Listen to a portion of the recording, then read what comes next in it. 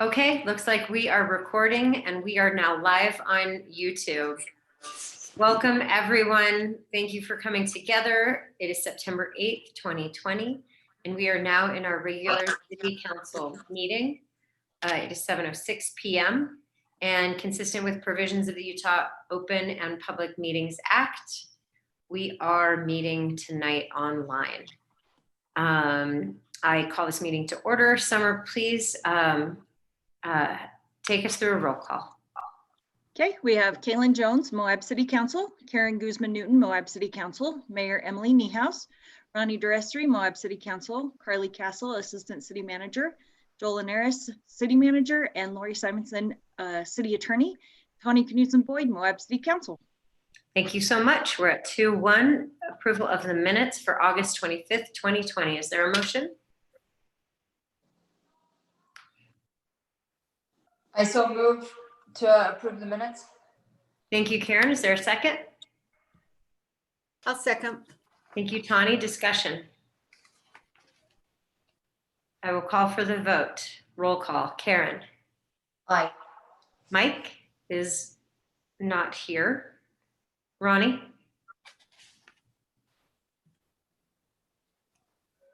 Ronnie. Aye. Thank you. Kaylin. Aye. Tawny. Aye. Motion passes 4-0. We are now at Citizens to be Heard.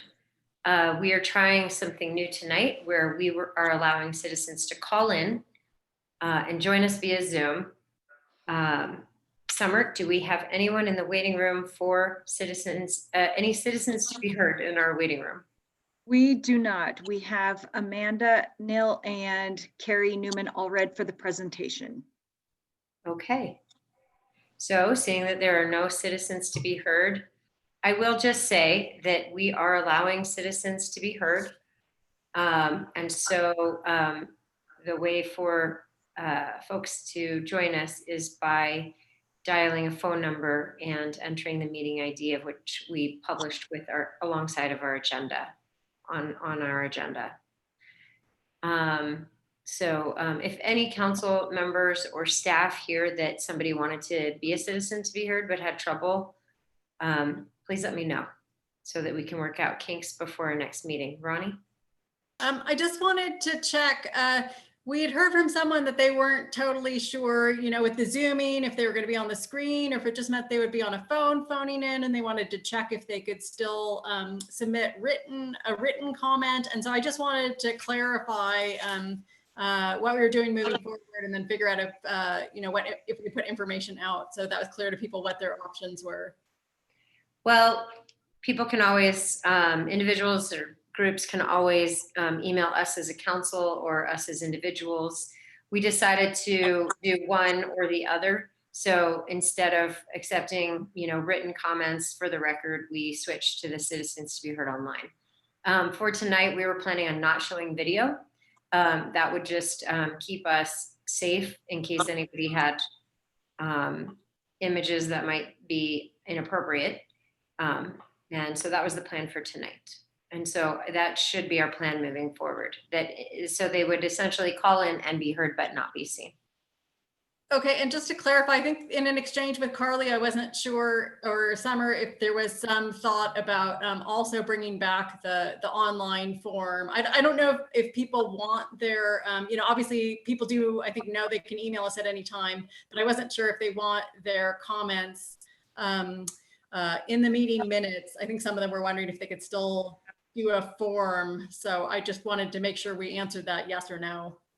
So for now, I was saying no, but would you or other council members like to do both? I guess I had just heard from a resident who told me they thought as many options as possible were nice, but I don't know how everybody else feels. And I don't know how much work that is for staff, but I mean, if it's easy, then I figure I'm fine with offering that as well, but I don't know how hard it is. I'm worried about the confusion of that.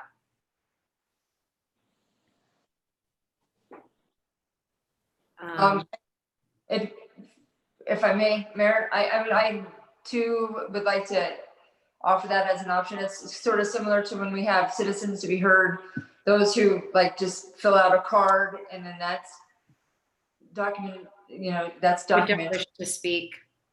Okay, Summer, can we make that happen for the next meeting to be sure that the citizens to be heard forum Yep. is still available online? Okay. Yeah. Okay. Moving on to our mayor and council reports. Item 4 on our agenda. I attended a water quality board meeting, a Southeastern Utah Association of Local Governments meeting, and a GOED DWS meeting on community development. I want to bring up some gratitude to staff and vendors for the Market on Center. We had one this past Thursday. We're doing every other Thursday. So we're off this week, we're coming back next week. And gratitude to Congressman John Curtis for joining us today for a town hall, but also for hosting the Rural Business Summit that Joel and I attended last week together.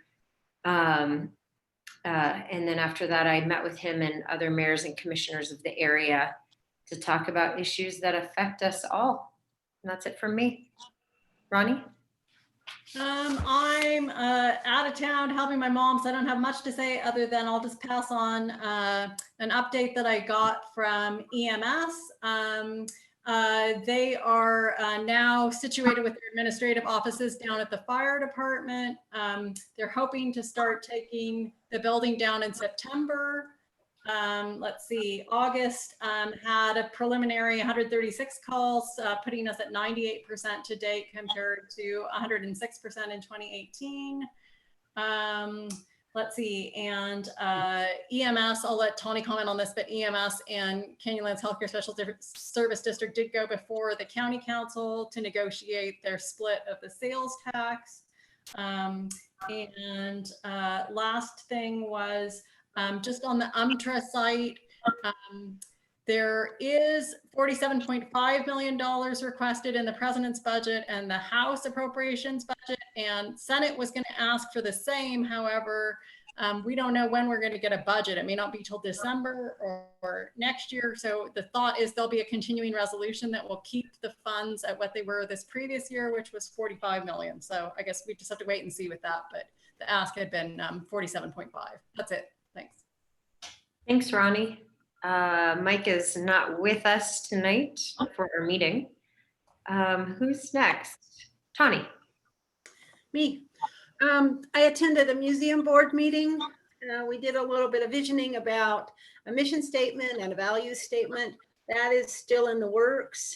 And Ronnie, I knew that EMS and the Canyonlands Health Care Special Service District, I can't get it out, sorry, had gone to the county council.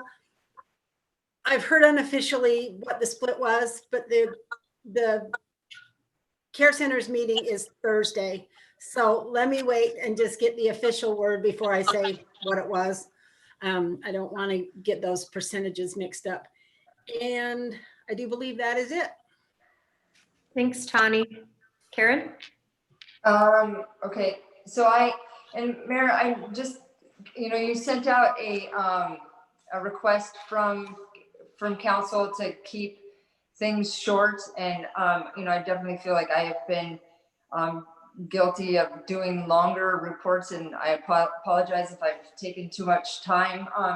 And I'm just curious, like, is it possible if there's information that I would like to share, not just with the council, but with the community, that I could fill out like almost a report that I could give to Summer that could be part of the minutes? Well, one thing that you might consider, because you're doing some really awesome work with the school district and other boards that you serve on, is we know that Mike and Ronnie both have emails that email lists that they use, which could be a thing.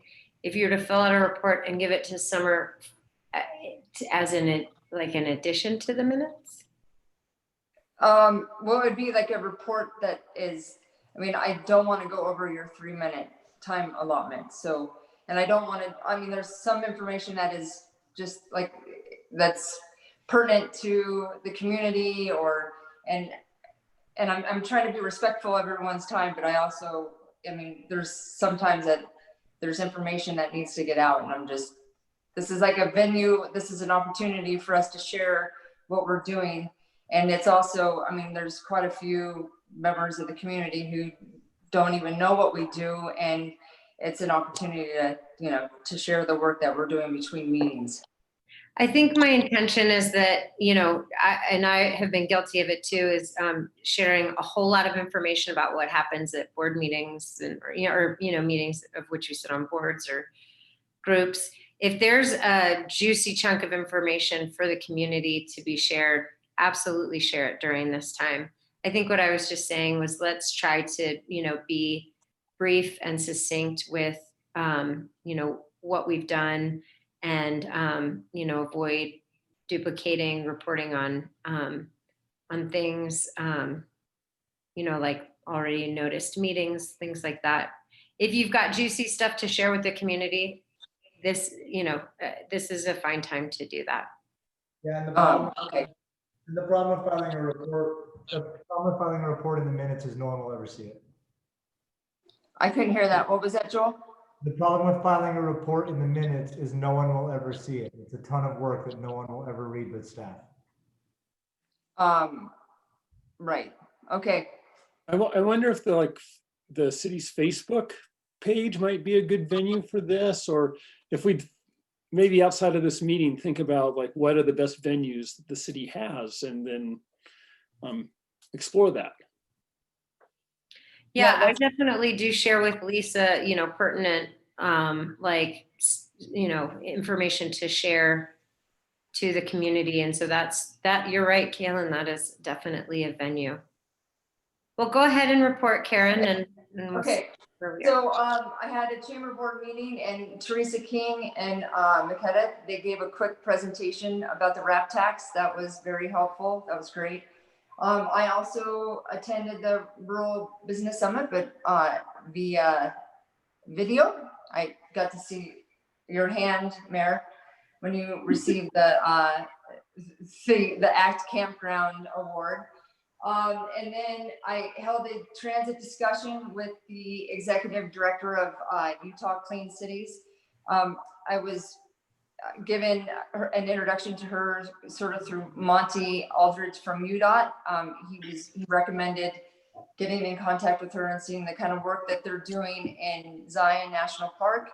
And she would really like to partner with Moab for electrification and alternative fuel opportunities for our city.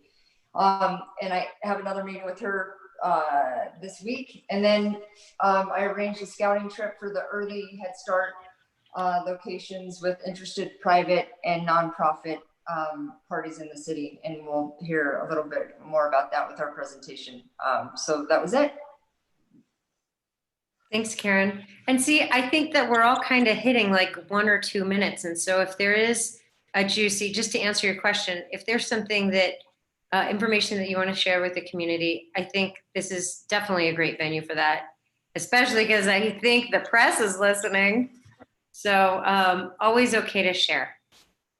I think the intention is just more timeliness. That's all.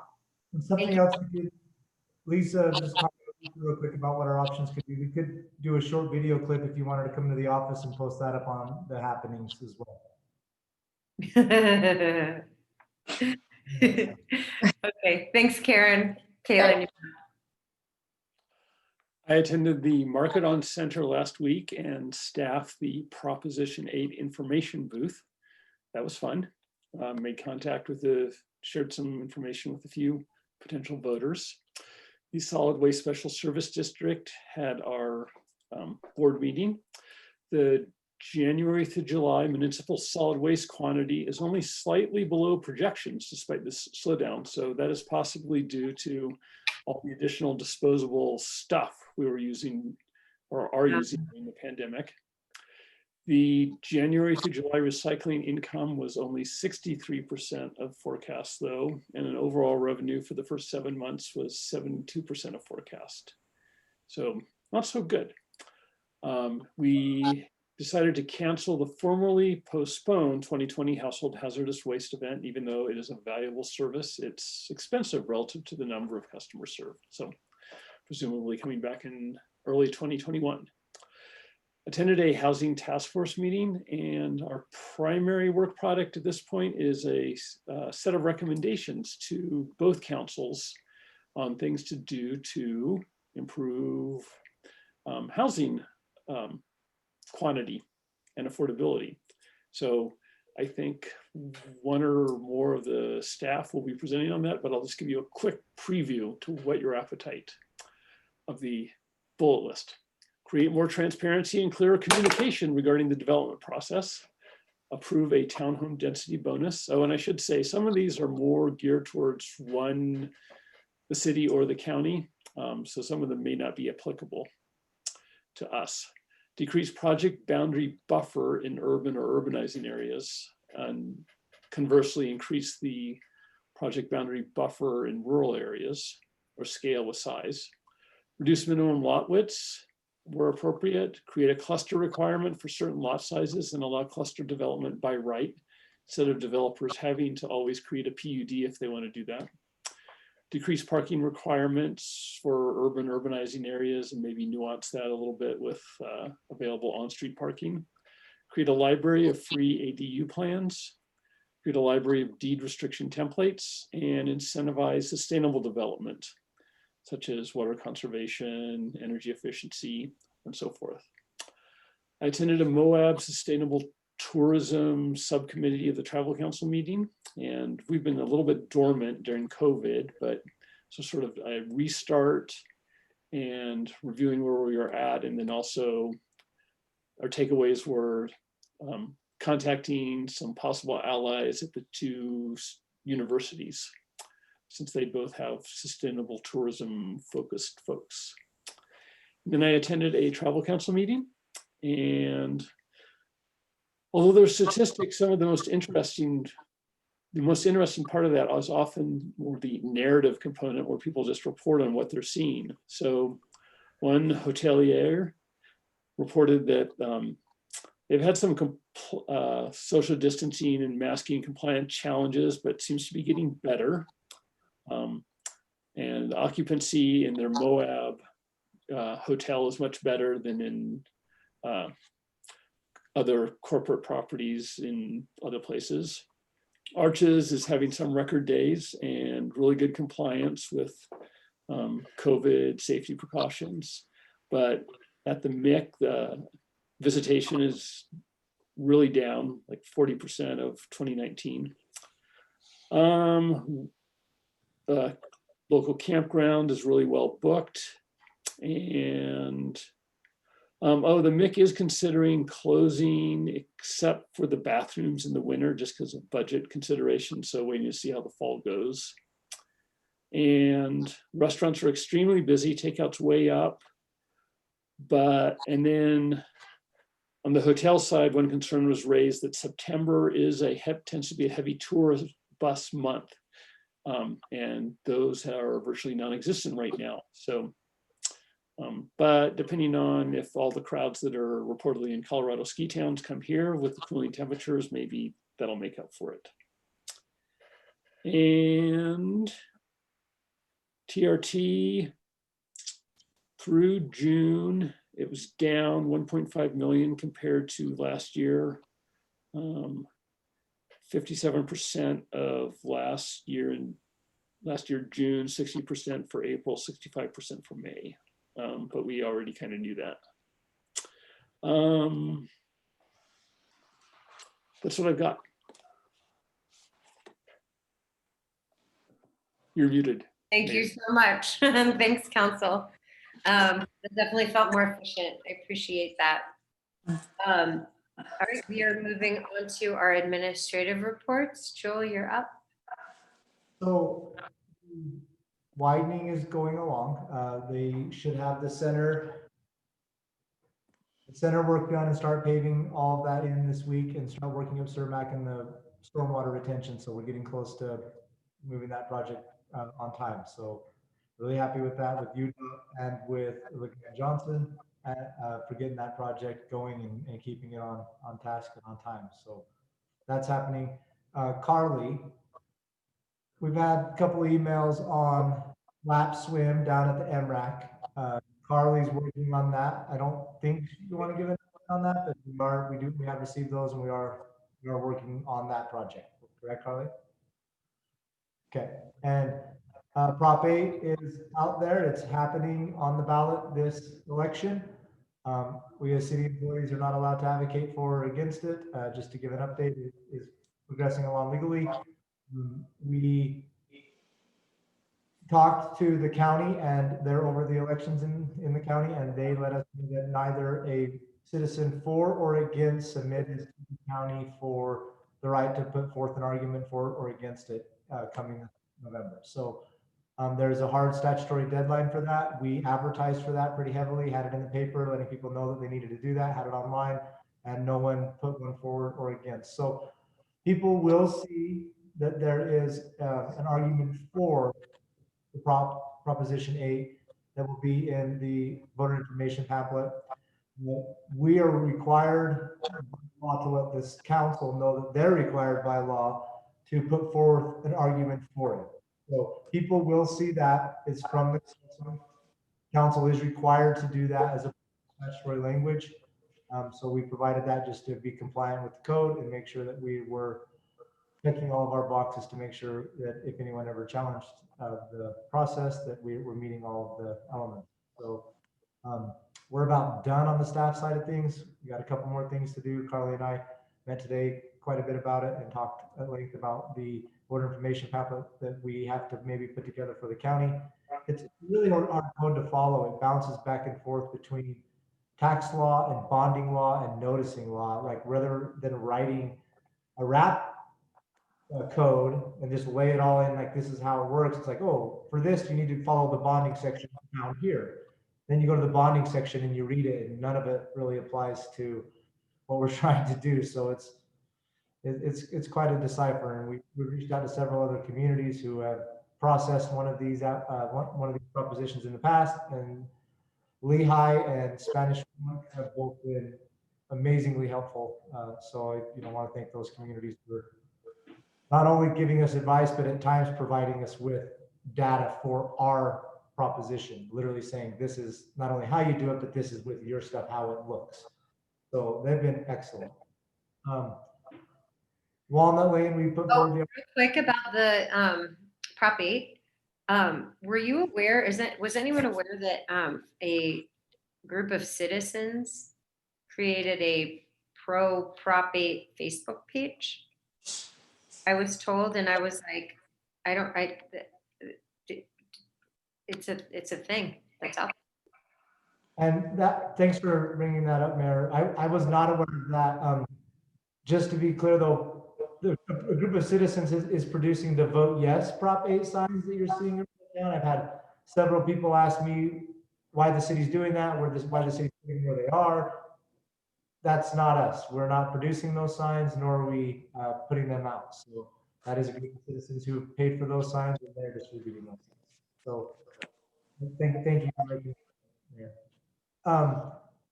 Walnut Lane, we put forward the RFP. We're working on that.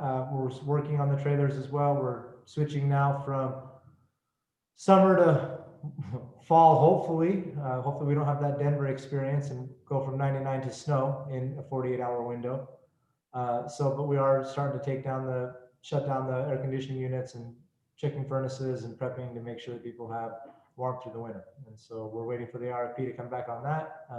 We met with a group of individuals from several different companies who are putting bids forward on the RFP. They had a lot of questions. It went really well. Caitlin and Barry and others, but Caitlin and Barry especially did a really, really good job in that meeting of handling it and answering the questions and making sure the proper information was heard. So I want to thank both those two for the amount of time and effort they put into Walnut Lane, and also Kelly Oliver and Bonnie Stocks. So Bonnie and Kelly are down there about every day working on units and keeping things operating. So that's all I have today. Nice and short. So thank you.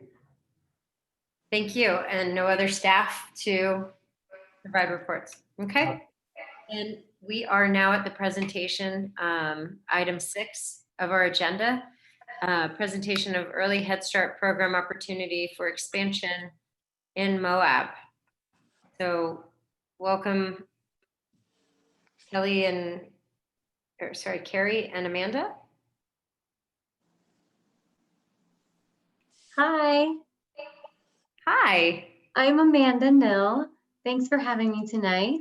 welcome. I just want to take a minute here to introduce myself. I'm the new community coordinator for the school district. And so I'm excited to be down here in Moab. I moved down here in July from the Salt Lake area. It's been great. Everybody's been super wonderful. And everyone's been excited about, working together. So my main job is to just be that connection between the school district, the community, and the parents and families to make sure that every student has what they need to succeed. So I'm happy to be here. I'm excited to get going, and hope Kelly's on the line. So I've been working the last couple of weeks, with Carrie from Utah, from rural Utah, early childhood development Head Start. And so they are going to be applying for a grant to hopefully bring in additional childcare here in Moab that we know is a great need. So Carrie, are you on? I am. So hello, everybody. I can virtually see a lot of you. And appreciate the time to talk a little bit about RUCD Early Head Start expansion. I think that you received the annual report of the Early Head Start and Head Start program and some of the things that we do. The unique thing about Head Start and Early Head Start is the model is a federal to local model, so that the federal grant comes right from DC and it goes right to each individual grantee. And so we're a 501c3 nonprofit housed in Price, and we serve southeastern Utah, and we get the money directly to us, and then we are able to really identify the needs of each community that we serve in. We're in 6 counties, but we serve differently in Moab than we would serve in Uinta or in central Utah, because each community has its own needs assessment and it has its own specific differences that make it work better. And Moab, for years and years, I have been meeting with different stakeholders in Moab, starting with Audrey Graham in early intervention. We had lunch together 5 years ago, I think, and talked about that there were no slots for 0 to 2 care. And as you probably can appreciate, it's very expensive to do a nonprofit 0 to 3 because of the continuity of care and the fact that it's year round.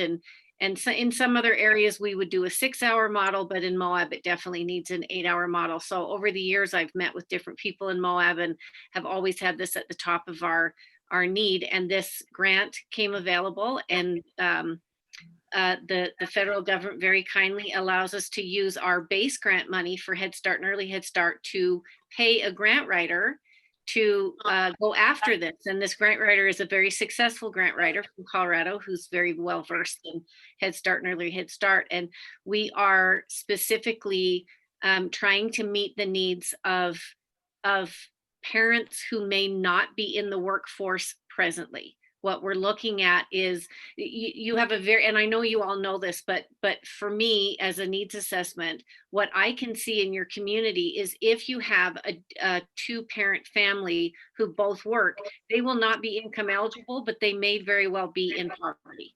So it is very expensive to live in Moab, but you have to be income eligible or do some other eligibility.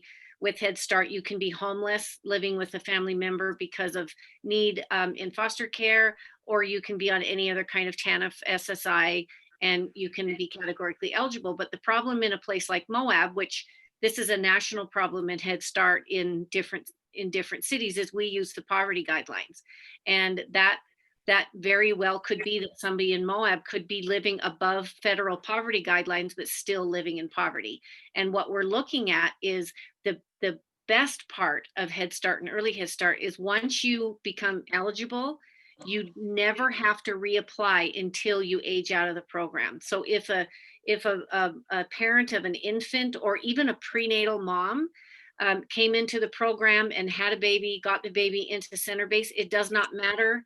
In 3 years, what happens to that family, they will continue to be eligible. It's not like childcare where you have to reapply for eligibility. That is a beautiful thing about this federal money, is that we can get these parents who cannot work, they can become eligible because they're not working, get their child in this 8-hour day care, and then go and get a job or go to school, and then improve the community that way. I think it would be hard to get dual parent families that are working right now to be eligible, to be honest, because I think they're probably going to make more than that income. But at the same time, we have a real opportunity to bring more families into the workforce. I first was going to do 16 slots, and then after meeting with I think there was 8 people on the original meeting. And I will say this forever and ever, your community of Moab, I have never met with another community that has as many stakeholders from every different walk who are just as invested and passionate about getting this childcare and improving your community. So I was like, well, let's go for 24. I mean, I don't know what you believe about group dynamics, but if those 8 people on that call could manifest anything, it's going to be for childcare in Moab, because the need is such an agreed need in your community. So I'm very excited to be working with all of you. It is a very competitive grant. There is about $2.1 or $2.2 million for a 6-state region, which is North and South Dakota, Wyoming, Montana, Colorado, and Utah. But Utah hasn't won the last 2 rounds. So I'm pretty hopeful that this is Utah's turn. And with the community support and the low cost of some of the facilities, we could drive our cost per child down and actually be competitive with the other programs in our region, because the federal government is looking for a lowest cost per child that's going to create the biggest impact. So as well as this grant, there would be 8 slots in San Juan County and 8 slots in Roosevelt in Duchesne County, because those are our highest need. And so we would put the majority of the slots. It would bring 10 jobs to your community. And we're specifically asking for higher wages for this community in Moab because of your higher wage scale. So we're asking for higher wages in this community as opposed to the other 2. And it's a super exciting time, and it's a fantastic community to work with. And I'm so appreciative to everybody that I've worked with, Amanda and Karen and all the other stakeholders that have been in on this quick turnaround grant writing opportunity. So I'll pause there for a minute and see if anybody has any questions. That's sort of the elevator speech of Head Start if it was a really tall building that took 5 minutes to get to the top, but I'm open to any questions. Head Start is a comprehensive service that is not just early childhood, but it also will pay for things that parents cannot afford, like dental care, glasses, hearing aids. We work with speech therapists. We also work with mental health to get parents and families that have experienced trauma, mental health. With using local providers in Moab, we would be able to pay for a child or a family to get help with mental health. So the wraparound services also is of note to what we're trying to bring into your community. Carrie, thank you so much. That was actually quite helpful. I just want to be clear about the families and children that you're able to serve. So you're saying the families have to qualify once they're in the program, so they can start earning more money and not be penalized for doing that. But you're saying there are income guidelines, and that's at the poverty level. Do you have those numbers in front of you? So a family cannot make more than X amount of money? Yeah, so the eligibility is a federally mandated law, and so it turns out to be a point system where it's not first come first serve. Essentially, it's that you're gathering all the applications and then you're ranking them in order to serve the neediest of the needy. So the federal government has designated the federal poverty level. For a family of 4, it's very low. It's I don't have the exact numbers, but it's 21, 22,000. It's the low 20s, maybe 24,000. And I know that I know in your service industries, the people that work in service industries sometimes make more than that. But there is a couple of other areas there. We can take 35% of our enrollment can be up to 130% of poverty. So there's that sort of that gray area that you're not quite making enough money to really be sustainable, but you're not at 100% poverty. They do allow you to take a third of your enrollment from that, and then 10% of the enrollment can be over income. It can be, and we would say if they had an IFSP, which is like an IEP for special needs, if they had something that they were working on in early intervention, then we would put them at the top of that over income category.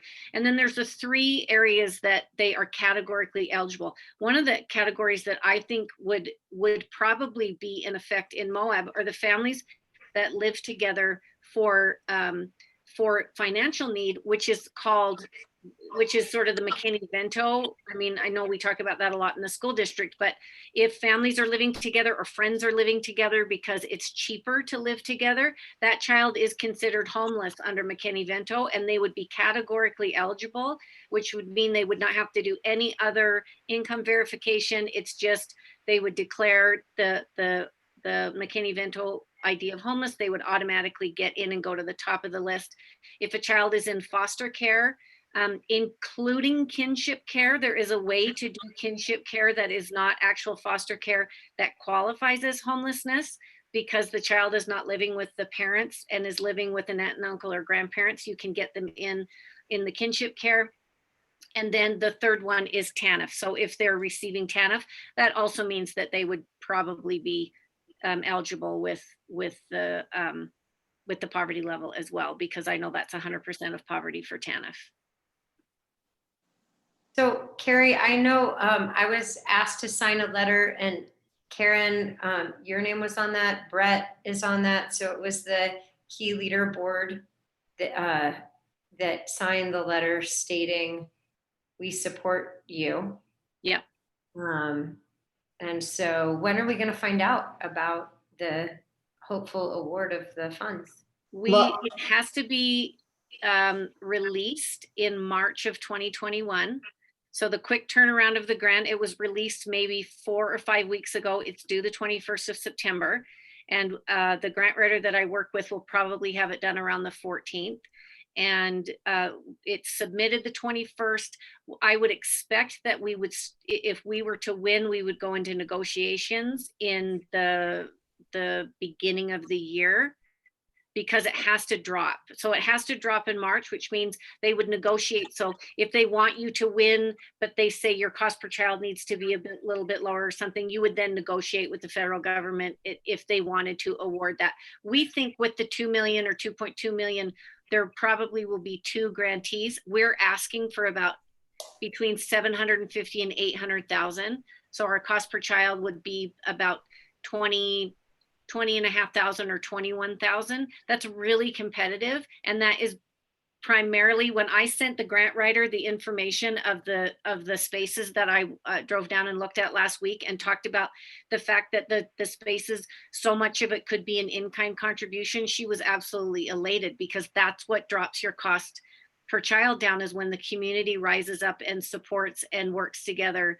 to help and do that in-kind contribution. And it's just phenomenal to get that, because normally you could spend, $70,000 on leasing cost, and it drives your cost per child up exponentially to do that.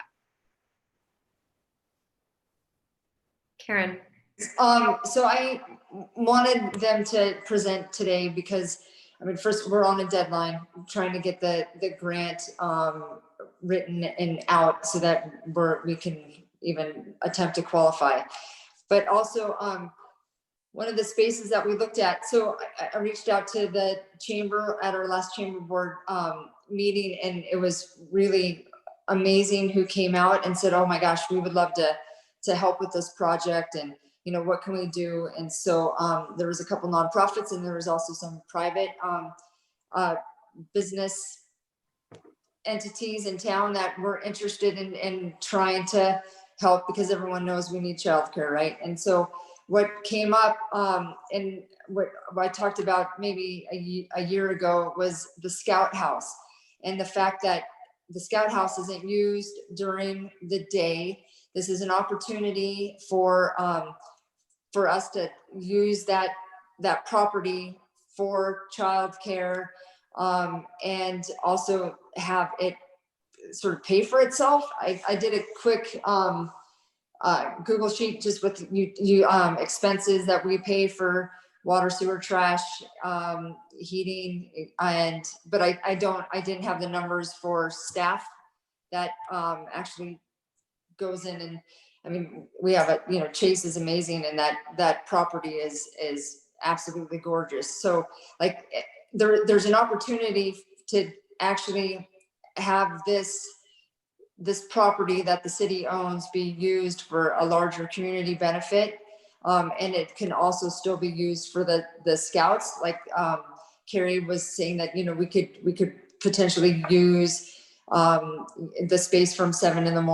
until 2:30 or 3 o'clock, and the scouts come in at 3:15, 3:30. So it was just I wanted to put that out there just to get the discussion going, show that we support this program, and hopefully as a council we can also write a letter of support for trying to get early childhood child care. So that's what I have.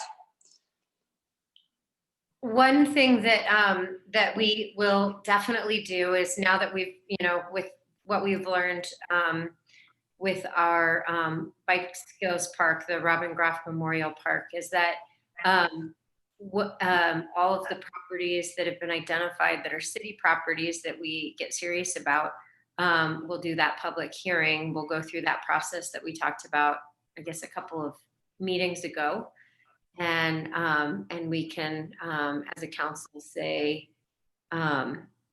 yes to the utilization of city property for that use. One thing about the Scout House, somebody was saying that there might be a deed restriction that it only be used for scouting. Has that been looked into? Do you know, Karen? Carly and Joel had a quick discussion about it, I believe. I mean, Carly could speak to it more. She came and met with us, so. Yeah, we would just have to do some due diligence to track down that deed. Our understanding of it right now is just as long as the scouts can use it for whatever they want to use it for, we can use it for something else. So we just have to make sure, one, that's in the deed, and two, the operations or whatever the arrangement is doesn't interfere with their use. So we'd have to chase that down. We could go to the county and look at their title and see what's on the title. Yeah, certainly. When we left the Scout House, the neighbor came out across the street and talked to Audrey and I, and she was really excited about the thought of childcare coming in. And she said, because her mother was a part of, it was the neighbor across the street. She said her mother was a part of whatever had happened with the Scout House. And she said that the stipulation was it was used for the youth of the community. And if it was that language, that would be lovely language. And it's just so funny that it isn't just the stakeholders that are excited, but somebody comes out to put the garbage out and is so excited that childcare would actually come to Moab. So it really is a community effort. Amazing. Carrie, thank you so much for that presentation. And Amanda, did you want to add anything since you're still with us? No, just thank you for the opportunity today. And this is great. I look forward to working with everyone. Yeah, welcome to Moab. Thank you. Well, thank you both so much. And if we need to do a letter as a city saying we're supportive, Karen, if you want to work to draft that up, we could totally do that. Otherwise, when we get serious about property, when it's time to bring it before the council, we'll test our new process that we're developing on these property. Thank you both so much for joining. Thank you for your time. Thank you. Thank you so much. Happy Bye-bye. Date that feels kind of like a Monday. It sure does. Bye. Bye-bye. Okay, we're moving on to old business. 7.1, proposed ordinance 2020-14, an ordinance amending the zoning for property located at 778 West Cane Creek Boulevard in the RA1 residential agricultural zone to C1 commercial residential zone, and amending the city of Moab official zoning map, previously ordinance 2019-10. So this was brought to us before, and this request, we essentially did not deny it. And the owner of the parcel is coming to us now for official decision making. The information in our packet was basically the information from before. Joel, do you have some information to add for us? Yeah, so this was initially filed back early in 2019. It was filed at the time before we took action against overnight accommodations. It works no different than anything else. Anytime an applicant to a land use grant or land use request files an application, they get the vested rules at the time of filing. And so although we took actions with overnight accommodations and ended up taking final action in our land use code since that time, the applicant still has a right to be considered at the time of application. The reason the rule and the law is that way is because some developments, some land use projects can take years going through review, and it wouldn't be fair for developers to constantly be having a changing standard as they work through that process. So this applicant filed at the time requesting a zone change. It's a little up in the air because what they're asking is a zone change, which is your guys' deference as a legislative body. You have the right to make the decision on land use. It's pretty much your discretion. It's a very low standard for you to make a decision on a zoning change. But one of the questions that has come up is, well, overnight accommodations are not allowed. This is no different than the hotels that were filed prior to our land use change, who still got to go through the process and build their hotel. This applicant had filed their paperwork prior to the change, prior to the moratorium, and therefore was still eligible for the change that they had requested prior to that time. At the time it came before the council before, because it's a zone change and not a request for anything else, we chose to put it off until we had some more time to see what we were going to do with overnight accommodations and consider that as a part of the rezone application at the time. It came before you guys back in April 2019, which was basically right after the overnight accommodations moratorium had begun. So the applicant has requested that it be placed back on the agenda for final consideration as no action was originally taken. They are trying to sell the property. They do have an offer on the property, but obviously it's contingent upon the ability to operate as a bed and breakfast, which is what the applicant built the facility to be operated as. So you guys, I think, know the history outside of that. I just wanted to explain the legality of it. I'm willing to answer any questions that you guys have as you work through it. Kaylin?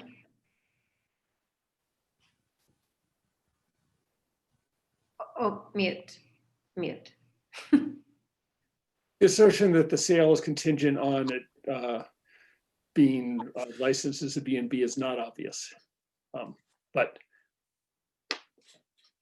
I don't know that it's relevant to you. I'm just giving you the facts as to why it was brought back before you. It wasn't that staff's doing or because we felt like it needed tidied up. The applicant came in, it's a valid application, everything was permitted as far as the boxes were all checked, fees were all paid, and so the request was that it be put back on, and so it was put back on. okay. Aaron? Or sorry, Ronnie?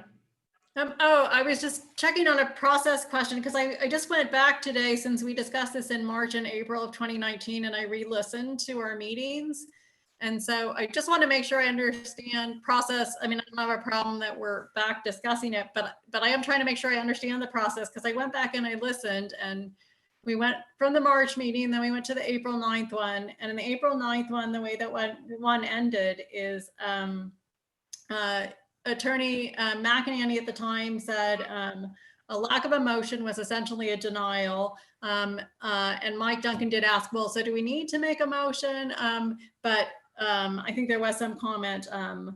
I can't remember what else was said with that. But then Karen did make a motion to approve. It failed to get a second, and the comment was made that essentially meant that it failed. And so I guess I'm just a little bit. I want to make sure I understand, because it's kind of an unusual situation. If we were told at that time that a lack of a second was a failed and kind of a, as I understood, a denial of motion, I guess I'm just a little bit confused. You weren't told at the time that a non-motion was a denial. You were told at the time that a non-motion was essentially a denial, which I don't agree with that legal analysis, because essentially a denial is nothing. It's either denied or it's approved or it's tabled. I mean, essentially, by taking no action, you took no action. You don't get the benefit of approval by no action. You don't get the benefit of denial by no action. It essentially was a no action item with no determination. Okay, thanks for clarifying that, because I guess to the layperson, it's very confusing. Okay. And it is listed as failed on the ordinance list on the website, for what it's worth. I saw that. That's clerical. That's just clerical input by staff. That's not legally binding by no means. But the applicant's here and he wants to know if it's a yes. And so I would entertain a motion from this council. Before we go to motion, I just want to clarify again. The set of rules that's approved is the set of rules at the time of application. It is not a request to approve. I don't want to get it confused, because the hotel vested right was what was used. You're not approving the overnight accommodation. You're approving the rezone. And one of the concerns with the rezone is that if you approve it and it for some reason got tore down, burned down, and it's that zone, that property could be used at that point for anything that's approved within that zone the set of rules that was approved for that property at that time. One thing came up was a COVID aspect. It was a question that let me clarify on that a little bit. The question was, because of COVID, is there a possibility that we could go back and those who had originally been grandfathered in certain situations could be allowed an extension? It's a stretch. It could work. The problem with that is you're then opening up Pandora's box with, we don't know who's going to walk back in and say, hey, my business license has expired within the last 4 years, and I want my license now renewed. It puts us in a situation as staff that we're then arbitrarily and capriciously potentially approving stuff without really having elements to meet on approval, and we don't know what we're going to get. So it's not necessarily a no, as much as that I would stick to the policies and the procedures you've adopted as a council, the policies and procedures that a council had adopted before you. Follow those rules.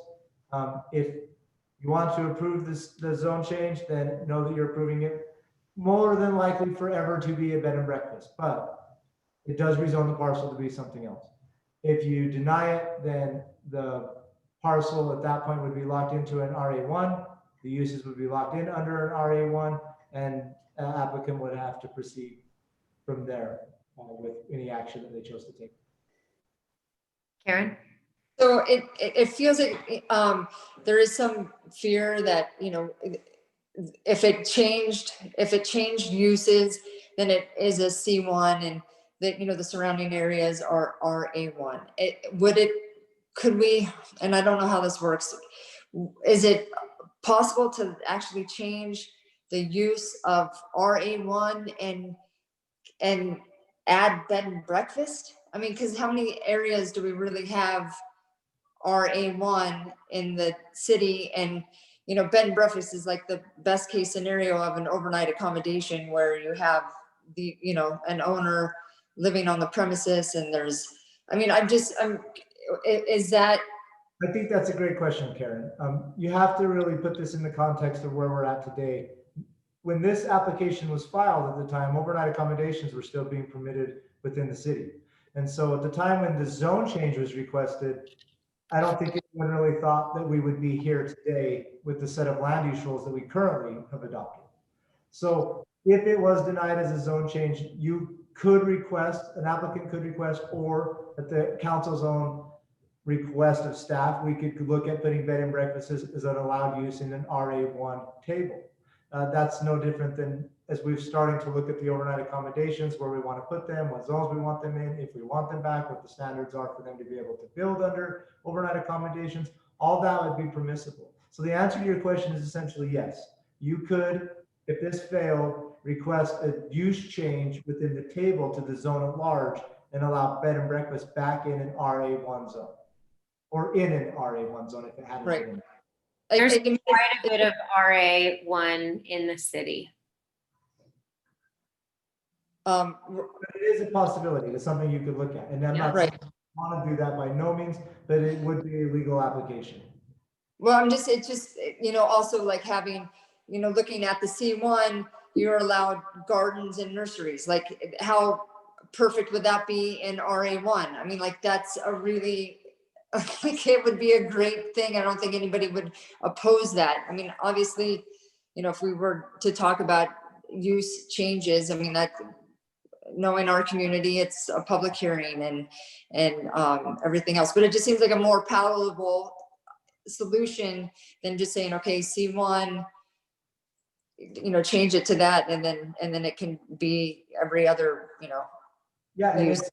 it's a harder question, right? Like, I think most people right now, if they look at this agenda item, they would go to our internet and they would go to our land use code and look up C1 and be like, well, what's an allowed use in C1? And they're looking at that set of rules that we have out there. Well, that's not the set of rules we're working under, right? The set of rules we're working under are no longer the active rules of the city. So it's no different, like, I hate to use this comparison, but it's the one everyone understands. It's no different right now. We've gotten rid of overnight accommodations. We have these hotels that were in the chain. So right now, when they're going through our process, we're using the pre-overnight accommodation rules from October 2020 or 2019, when we adopted the new land use code. And then anyone who brought in a hotel application today, we'd pull out the new set of rules and be like, oh, we're sorry, this isn't a permitted use within this zone. We're declining your application. So literally the set of rules we're using per development, per application, per applicant depends on the date that things are filed. Ronnie? I just want to be really careful that we have discussion in the context of the history of this council in the last few years. I mean, just in the time that I've been on, and I think since you've all been on, bed and breakfast were taken out of the R3 and the R4. And so, I mean, obviously one can always go back and start again, but I think the conversation can't ignore that the majority of people, and I don't think I was one that felt strongly about it at the time, but wanted that use out of the residential. So I just don't want to mistakenly give anyone the impression that that might now be something. I mean, we can still discuss it, but we need to take responsibility that that's a discussion, that's a vote that the majority of this council made and said they wanted.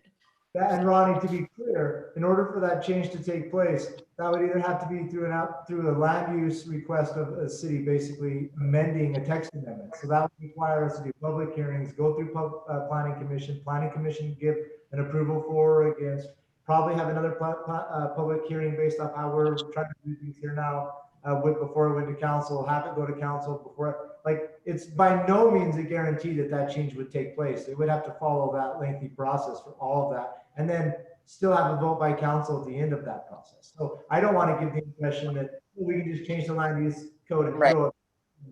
Anytime we start changing land use code, it's quite extensive for us on how we have to do that. It's just very fresh in my mind because I did spend an hour and a half reviewing all of our discussion from last March and April. And, you know, the fact that we did discuss, okay, yes, this is a situation where conditional use would have been great, but of course we gave it up for many good reasons. But, you know, some people, you know, were nervous about the spot zone. Some people were nervous about the up zone. Some people, you know, instead of a zone change would prefer to see a larger planning effort that looks at that area. So anyway, those, I'm just saying for people who are a year out on this, who didn't have time to review it, those were the things when I was reviewing it that I was kind of reflecting on. I want to be clear.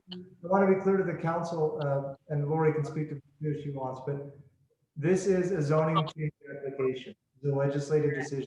You guys have the authority to make. You have the deference to decide whether or not this is the direction we want to go in or not. It's a very low standard. It's easy to meet for you as a legislative body.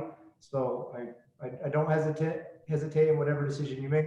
I'm confident we can support either direction. It is completely a legislative decision. And so the matter before us is, and what is on the agenda, is whether or not we would grant or deny this zone change application. And reminder that granting the zone change would allow the property owners to operate it as a B&B. So I would entertain a motion.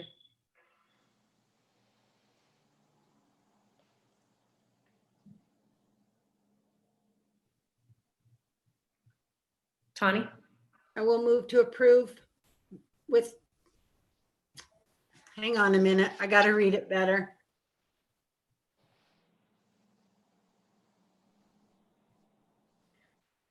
I move to approve ordinance 2020-14, changing the zoning for property located at 778 West King Creek Boulevard from RA1 to C1 and amending the City of Moab official zoning map. Is there a second? I'll Karen? second. Okay, reminder that this approval would then allow them to operate it as a bed and breakfast. So any further discussion? This approval would change the zone to a C1 as application date of 2019. Yep. That's allowing them to operate as a bed and breakfast. Absolutely. Any other discussion? Okay, roll call vote. Tawny? No. Ronnie? No, Karen? Yes. Caitlin? No, Motion does not pass 3-1. They're looking for a denial. I would entertain another motion on this resolution.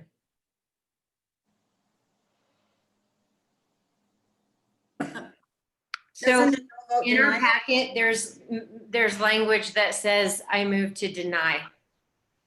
I'm sorry. What? Okay. Yep. Do you want me to redo that one? Yep. Okay.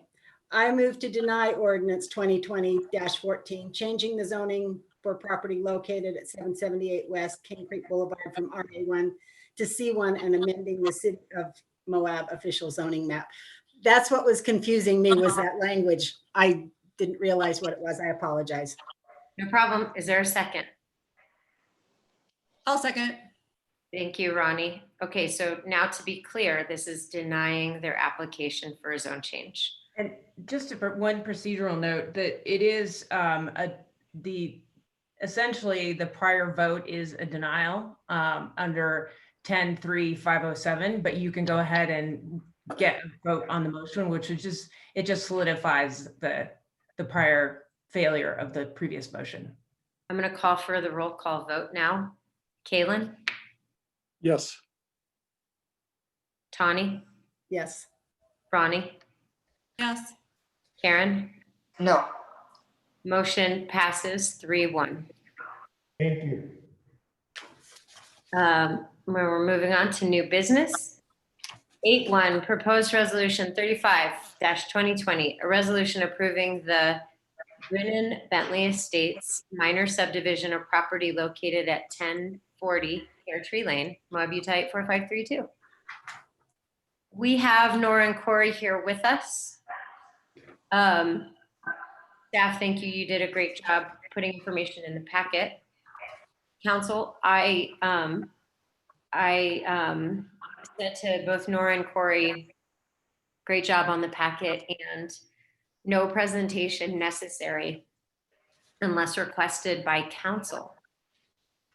So, and that is for actually all of our new business that's here in front of us. So this is the proposed resolution in front of us. I would entertain questions for staff or a motion. Ronnie? I'm willing to make a motion. I move to approve Moab City Resolution 35-2020, a resolution approving the Brennan Bentley Estates minor subdivision, a property located at 1040 Pear Tree Lane, Moab, Utah. Thank you, Ronnie. Is there a second? Tawny? I will second, and I have just one clarification for staff. In the packet, and I think Kaylin mentioned this on our shared document, there seems to have had a third of an acre disappear somewhere. Was that clarified? And I just didn't get back to the shared document. It was clarified in the shared document, Okay. and so everyone else is aware, it was a discrepancy in the county's recording, and then the updated survey plat likely lost in that discrepancy between the right-of-way, that adjusted right-of-way, and then the property boundary. Okay, I was at work and just didn't get back to it. So thank you, Corey. Any other discussion? Okay, seeing none, I will call for the vote. Ronnie? Was that Ronnie or Tawny? Aye. Ronnie, sorry. Thank you. Tawny? Aye. Mike? This Oh, is- sorry. Kaylin? Aye. Karen? Aye. Motion passes 4-0. 8.2, proposed resolution 36-2020, a resolution approving the 241 East, 100 North minor subdivision of property located at 241 East, 100 North, Moab, Utah, 84532. Again, questions or a motion from this council? Tawny? I'll make a motion.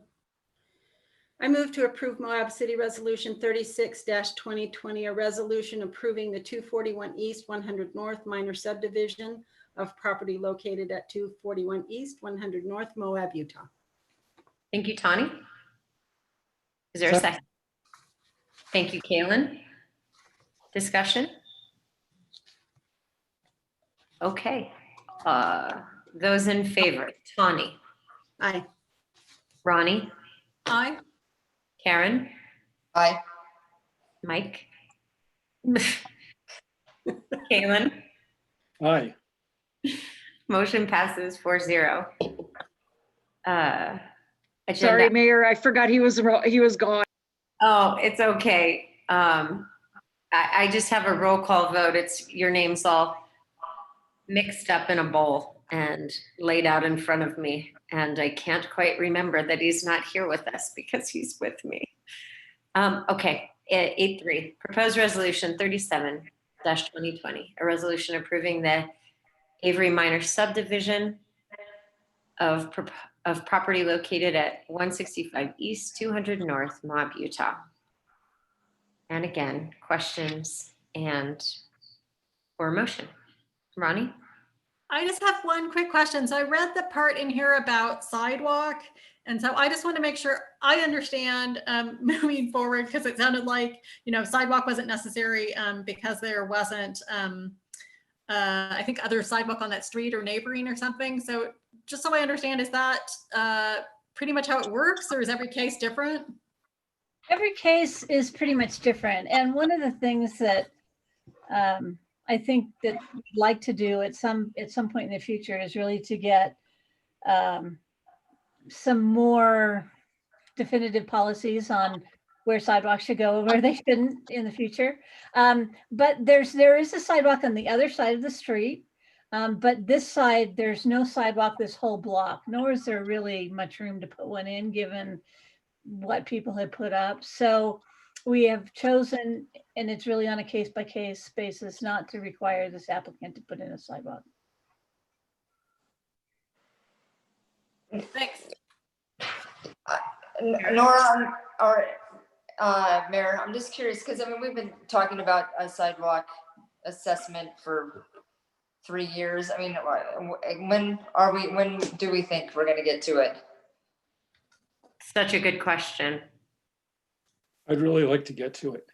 It seems I like think, for what it's worth, I think we were there this year, and then the dumpster fire started. But it is something that this council. So Nora, you came in after, and Joel, you as well, after this council was demanding a sidewalk inventory, because there are many places in the city where sidewalks can and should be required, but there are some places where they shouldn't. And this council recognizes that and would like to just map out that those places. And Pear Tree has definitely been one of them. So Karen, I appreciate you bringing that up. And the question is, when can we get to it? And maybe we don't put you on the spot tonight because that's not the agenda item, but maybe we can put the sidewalk inventory conversation on our next agenda. What do you guys think about that? I'd like that. And then staff can tell us, hey, not right now. We're still putting out the dumpster fire, but at least we can have a conversation, the council can inform staff, and we can put it on our calendar so that it's something that we get to. I think just talking with Chuck, and right now we're reviewing and formulating a regional transportation plan with the help of UDOT and consultants. And I think that we hope that this is sort of an offshoot of that. In other words, it's one of the recommendations that will probably come out of it, that we need to identify that and decide, what the standards will be and where and why, and what if nobody else around them has sidewalks. And so hopefully that will be a recommendation that comes out with our. Well, I'm going to definitely put it on the agenda for next time because I think it is important to have the conversation. I don't think it has to be tied up with the transportation, and I'm not sure that it even has to take any of the time from the engineering department, because it's more of a other than getting their mapped sidewalk inventory and then looking at it from a planning perspective. So that's not what's the item on the agenda here. The item on the agenda is this proposed resolution. Tani? I just went to a black hole for a minute. Did I miss anything that I need to be aware of? We solved all the world's problems. Oh, darn, without me. No, I'm fishing for a motion here to. Oh, okay. 8-3. Karen? I move to approve Moab City Resolution 37-2020, a resolution approving the Avery Minor Subdivision of property located at 165 East, 200 North, Moab, Utah, with the following conditions. Prior to the plat recordation, the property owner will remove any structures that may straddle the new property line, and all structures existing or proposed must meet the code required setbacks. Thank you. Is there a second? Second. Thank you, Kaylin. Any final discussion? I will call for the vote. Roll call. Kaylin? Aye. Karen? Did you see Karen? Karen? Aye.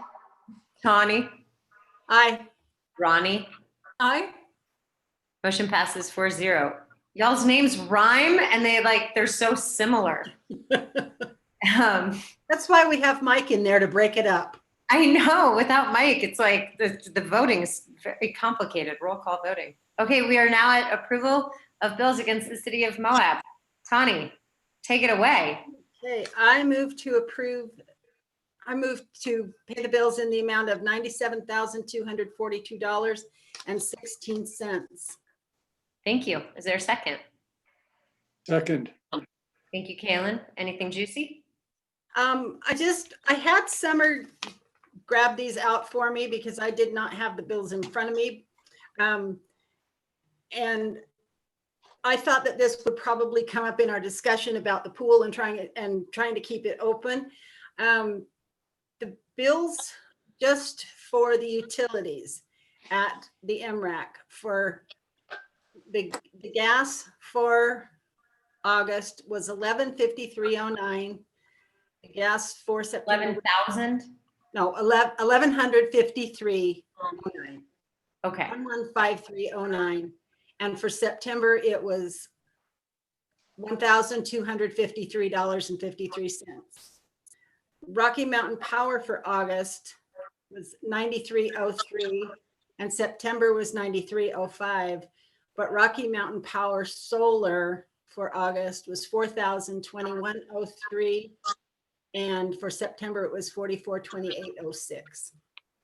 So it's about $15,000 That's you- just the utilities that it, Before it gets cold.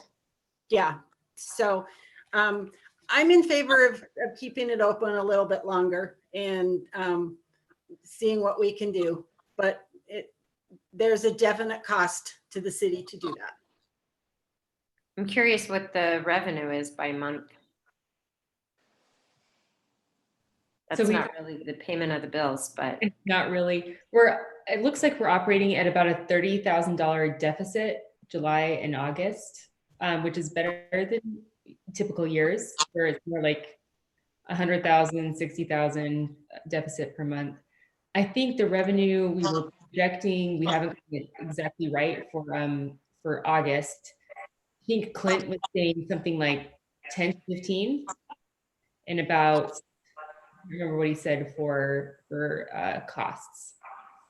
So about a $30,000 difference between the two Carly, it's $30,000 per month, correct? month that we're losing. So we've been operating it now for 3 months. So it's been $100,000 to run the pool for 3 months. Yeah. Okay. I just thought that would come up. So Ronnie?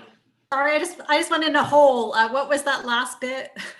Oh, we saved the world again. Oh, okay. Oh, again. Well, it's been saved again. Okay. Well, saved twice. Okay.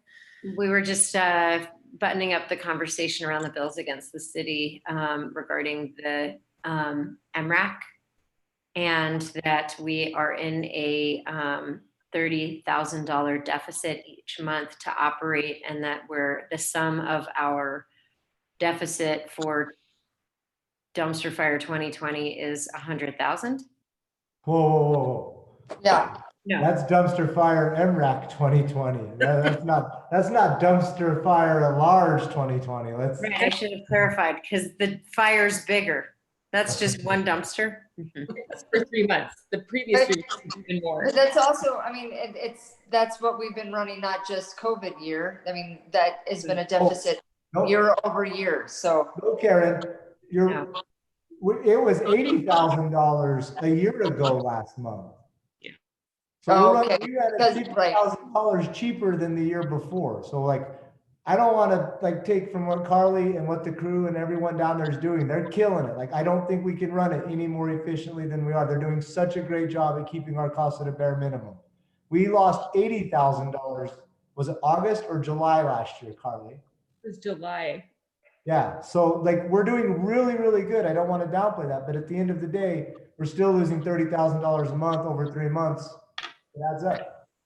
Right, and that's not even answering the question of what is the projected loss for as we go into the fall. And so we're getting queries from many citizens. We'd like to either respond with information or know that that's your decision and you're going to make it without us. And thanks for the communication, but we've given our authority to staff. But so some definitiveness in the response I would appreciate. yeah. I'll just do that too. I'm so sorry. During admin reports, I don't know if I'm supposed to jump in. You're always welcome to jump in. We're looking to expand the lap swim outdoor part of the outdoor pool to the end of October. I mean, sorry, to the end of September, beginning of October, as we normally would, but closing the leisure pool out there. So lap swimming will be available. Also, we have expanded lap swimming starting this week, 1 hour a day per day that it's open. Typically it's open 11 to 1:30, Monday, Wednesday, Friday, Saturday. Now it's open till 2:30 on those days. So we've already expanded that. Starting in October, we're hoping to expand lap swim to early morning lap swim. So it'll help with the congestion of folks swimming during those times. And the majority of our revenue is from the open swim. People who are lap swimming, you guys all know they have their passes. So we expect our revenue to decrease as all the kids went back to school today. So that $30,000 that we've operated in July and August, that's going to increase. That gap's going to increase. So Carly, you sent that out to all of us via email. And it seems like staff are making decisions to run the MRAC. And if council wants to be apprised of some of those some more details of that, they should meet with you, right? As you are the supervisor. And that I know you are very open to, listening to and understanding council's concerns. And if we get to a place where we really feel like we need to have this conversation, we'll put it on the next agenda. Because nothing's going to change between now and in 2 weeks, correct? No, well, hopefully we will have extended the lap swim, the outdoor lap swim. That will be the change. Okay, you'll inform that to an email, and Lisa will put it in the papers and everything. Ronnie?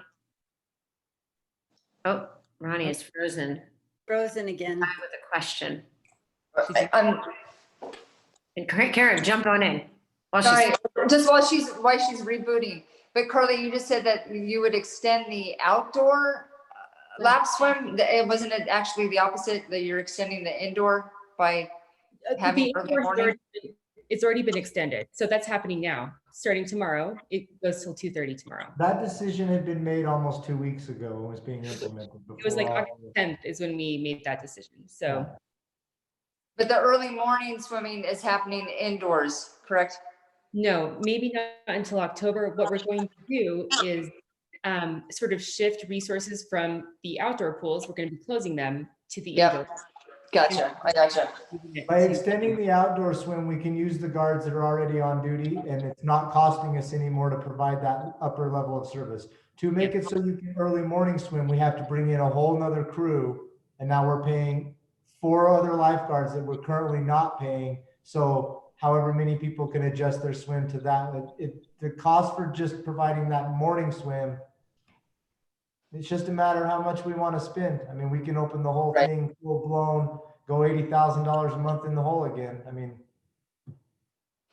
Hey, listen, this rubber band conversation is stretched thin with the approval of bills against. Sorry.